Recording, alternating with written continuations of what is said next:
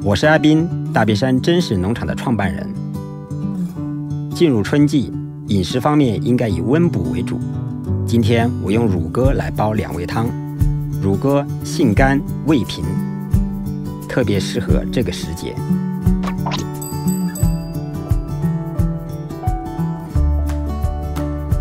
第一道莲子乳鸽汤，滋肝补肾的效果非常好。先将整只乳鸽洗净焯水，移入砂锅，加净水炖上半小时。接着下浸泡过的莲子、枸杞、陈皮、红枣，小火炖半小时就好了。这样做出的汤尤其清甜。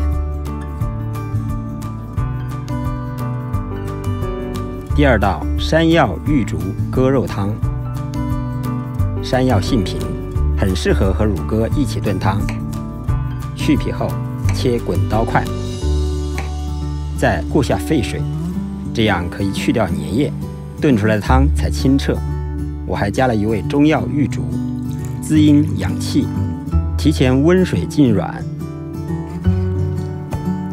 乳鸽切块后焯水，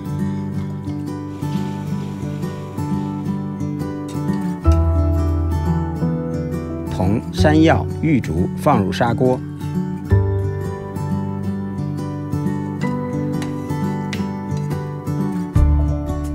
加净水，大火烧沸了，转小火煲1小时。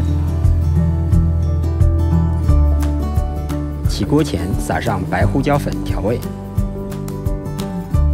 山药、玉竹鸽肉汤就做好了。